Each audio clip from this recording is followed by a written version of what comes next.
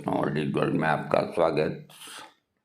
स्वास्थ्य संबंधी चर्चा के अंदर बंदा परवर थाम लो जिगर, बन के प्यार में आया हूँ, किस्मत में आपके हुजूर फिर वही दिल लाया हूँ। तो मैं आज आपको सेक्स पावर बढ़ाने के घरेलू नुस्खे, कई बार सेक्स पावर की कमी के कारण विवाहित जीवन में तनाव की स्थिति पैदा हो जाती है। इस तरह की समस्या के शिकार लोग कई बार हीन भावना के शिकार हो जाते हैं और नीम हकीम के चक्कर में पड़कर ऐसा समय और पैसे की बर्बादी करते हैं। ऐसे में उन लोगों के लाभ के लिए मैं कुछ आपको घरेलू टिप्स देता हूँ, ध्यान से सुनिएगा। जो चीज़ पुरुष हार्मोन में बढ़ोतरी करती है, आपको उन चीज़ों को अपने खाने में शामिल करना चाहिए। इसके लिए हफ्ते में 2 बार लहसुन और हींग का तड़का लगी हुई काली उड़द की दाल खानी चाहिए। हींग और लहसुन का तड़का गाय के घी में ही लगाएं तो बेहतर है। इसके अलावा रोज़ाना 1 गिलास गाय के दूध में 1 चम्मच गाय का घी और स्वाद के अनुसार मिश्री डालकर पिएं। आयुर्वेद के मुताबिक ये एक बेहतरीन सेक्स टॉनिक है। महर्षि चरक का कहना है कि घी गाय का ही होना चाहिए, भैंस का नहीं, क्योंकि जो ताकत सांड में होती है वह ताकत भैंसे के अंदर नहीं होती। गाय का घी वैसे भी फायदेमंद है क्योंकि इससे मानसिक शांति बढ़ती है, याददाश्त बेहतर होती है और एसिडिटी व कब्ज की शिकायत कम होती है। इसके अलावा इससे गुड कोलेस्ट्रॉल बढ़ता है और बैड कोलेस्ट्रॉल कम होता है। ये गाय का दूध और गाय के घी की ये खासियत होती है। देखिए, कुछ एक्सरसाइज जो है, रोज़ाना बिना रुके 45 मिनट चलें या तो चलें। इससे ब्लड सर्कुलेशन खुली हुई रहती है और शरीर के हर हिस्से में बेहतर ऑक्सीजन मिलती है। हो सके तो सर्कल में चलें।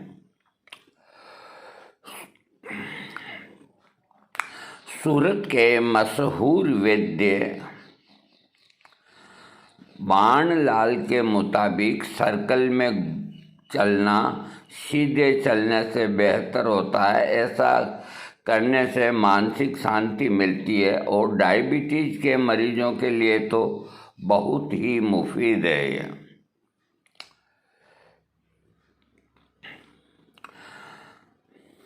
हाँ, कुछ योग भी आप कर सकते हैं तो बहुत लाभदायक होता है। योग के अंदर अनुलोम विलोम और प्राणायाम, ये अगर आप कर सकते हैं तो आपको और भी लाभ मिलेंगे।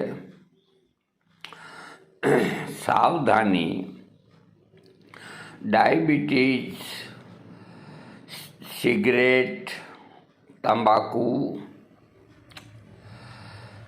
ज़्यादा चीनी और शराब, ये चीज़ें सेक्स के लिए बहुत हानिकारक है। एक तो चीनी, एक सिगरेट और एक शराब। सिगरेट में टोबैको आ गया, गुटखा भी आ गया, ये बहुत हानिकारक है। अगर आप इनका इस्तेमाल करते रहेंगे तो आपकी सेक्स पावर नहीं बढ़ सकती। आज की इस भागम-भर दौड़ के अंदर ज़िंदगी में लोग आराम करने का वक्त ही नहीं मिल पाता। ऐसे में कई लोगों को अक्सर थकान महसूस होती है। इसका मतलब है कि आपका स्टेमिना मनुष्यों की नियमित कार्यों को आसानी से करने की क्षमता नहीं रखता। स्टेमिना की सहन शक्ति, ऊर्जा, चेतना आदि भी कहा जाता है। अगर आपके पास पर्याप्त ऊर्जा नहीं होगी तो आप काम नहीं कर पाएंगे, जिससे आपके जीवन की गुणवत्ता में कमी आएगी। मैं आपको ऐसे प्राकृतिक चीज़ों के बारे में बता रहा हूँ जिसको खा करके आप अपना स्टेमिना का बढ़ाया जा सकता है। देखिए,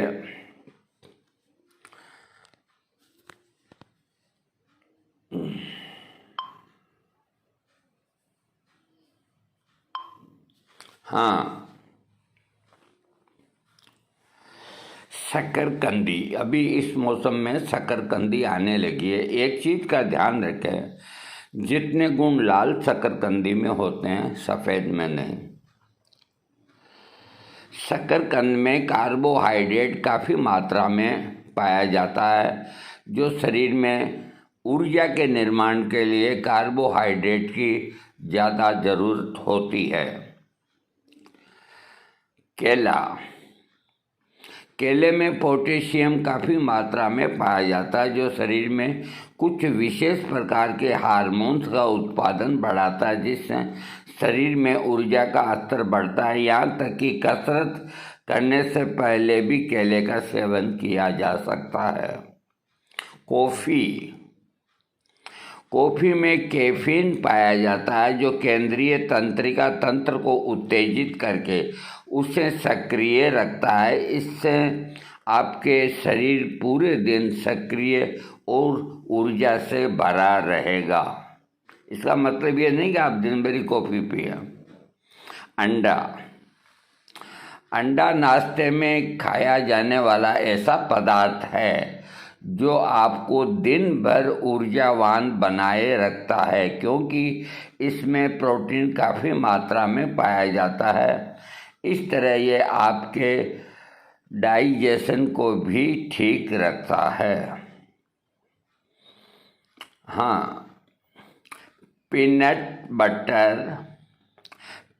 बटर में प्रोटीन, ओमेगा 3 फैट से काफ़ी मात्रा में पाए जाते हैं। दोनों ही आपके ऊर्जा के स्तर को बढ़ाते हैं और मांसपेशियों को मजबूती देते हैं।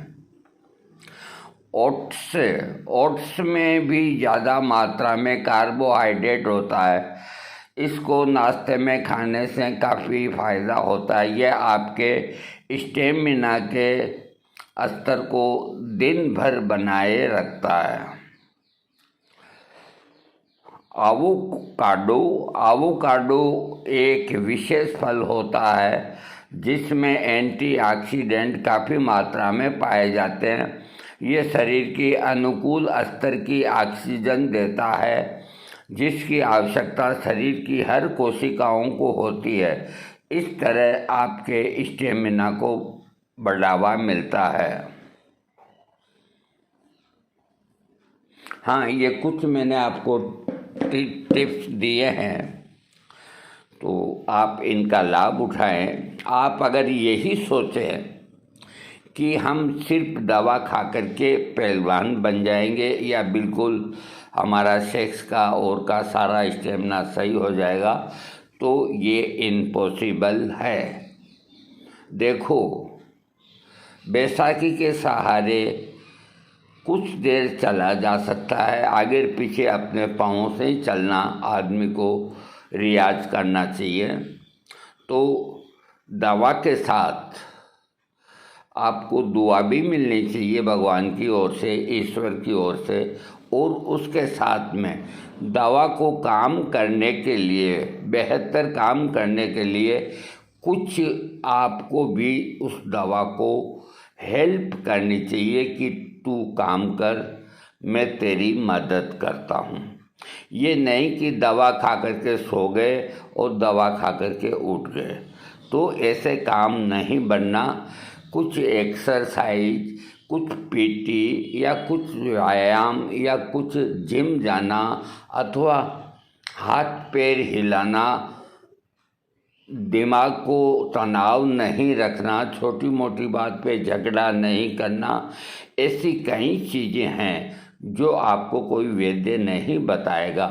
जब तक आप उनसे निजात नहीं पाएंगे, अपने आप में तब्दील नहीं करेंगे, समय पे खाना और समय पे सोना, न गुटखा खाना, न सिगरेट पीने, न दारू पीना, अगर आप अपने शरीर को इस तरह का बना लेंगे कि दिन भर व्यस्त रखें, पड़े ना रहें, काम करें, कुछ भी काम करें। अगर कोई काम नहीं है तो मैं एक आपको काम बताता हूँ। कई पूछते हैं कि हमारे हाथों में दर्द है और ठीक नहीं होता, आप कोई ऐसा उपाय बताओ तो ये दर्द चला जाए और हम बेकार बैठे हैं घर के अंदर, रिटायर्ड हो गए, हमसे कोई काम भी नहीं होता। तो हमने उनको उपाय बताया कि आप खुली जगह चले जाइए जहाँ 150 कदम तक कोई आदमी न हो और 21 छोटे छोटे कंकर अपने जेब के अंदर भर के ले जाइए। तो उन्होंने कहा कि फिर हमें क्या करना? तो मैंने कहा आपको करना ये है कि आप खड़े खड़े या बैठ जाइए कोई पत्थर पे या कहीं भी, एक कंकर को जिस हाथ में दर्द है उससे फेंकिए। तो फेंका नहीं जाता, उनके जितनी दूर फेंक सकते हैं फेंकिए। इस तरह एक एक करके 21 पत्थरों को आप जितनी दूरी तक फेंक सकते हैं फेंकिए। कि फिर क्या करना है? मैंने कहा फिर आपको उन सब पत्थरों को इकट्ठा करना है और 21 के 21 मिलाने हैं और अपनी जेब में रखने हैं। कि फिर घर जाए? मैंने कहा घर कैसे जाएंगे? घर हम जाने देंगे जब घर जाएंगे ना, फिर फेंकिए। ये क्रम आपको 7 बार रोजाना करना है।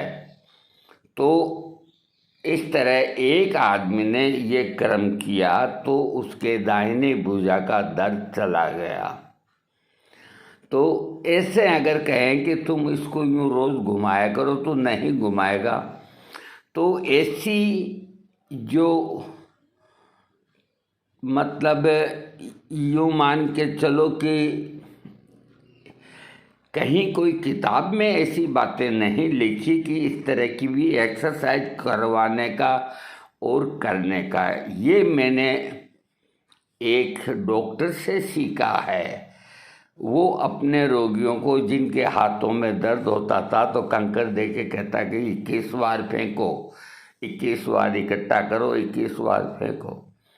तो मैंने उस डॉक्टर से, वो मेरा मित्र था, मैंने कहा भाई इससे क्या होगा कि इसके हाथ का दर्द ठीक होगा। और वाकई के अंदर हाथ के दर्द ठीक हो जाते हैं। इसी तरह अगर आपको पैरों में दर्द है तो पैरों को हिलाइए, कुर्सी पे बैठे बैठे रोज़ हिलाते रहें।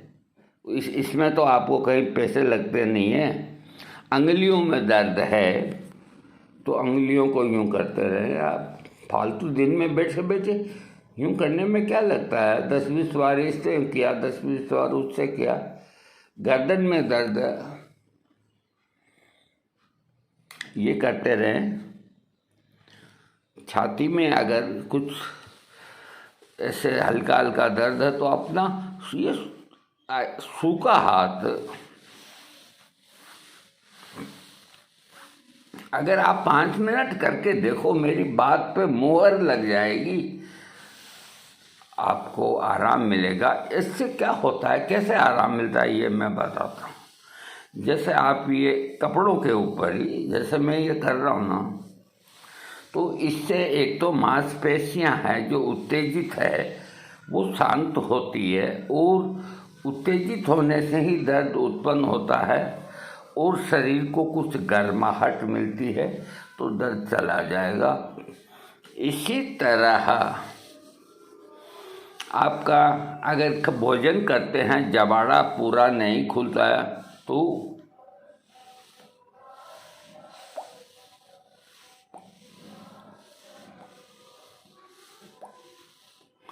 21 बार दिन में 3 दफ़ा 4 दफ़ा ये एक्सरसाइज कीजिए, आपका पूरा मुंह। भगवान ने, अब आप मान लो आपकी आंखों में कोई प्रॉब्लम है तो आंखों की एक तो पॉमिंग कीजिए, दोनों हथेलियों को घिस करके। अब मैं तो कैसे घिसूँ, मेरे हाथ में ये मोबाइल है और ऐसे रख के दिन में 10-5 दफ़ा ऑफिस में और मैं आपको 10 बार पॉमिंग करना है, तो आपको थकावट होगी नहीं। उसके अलावा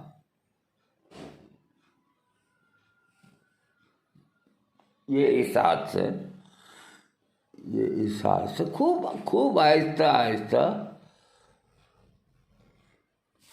और 5 मिनट आंखों को बंद रखिए, खूब धीरे से खोलिए। आपको लगेगा कि आपको कोई रोग नहीं है। ये जो ललाट है इसके अंदर ब्रह्म है, इसके अंदर ब्रह्म है।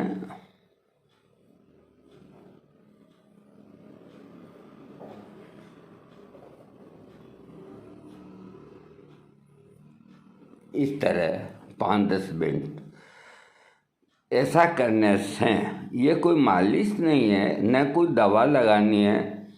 ऐसा करने से आपकी याददाश्त बढ़ेगी और आपका जो स्ट्रेस है वो दूर होगा। और नहाने के बाद अपने कानों को इस तरह से साफ रखें, अपने नाखून काट के रखें।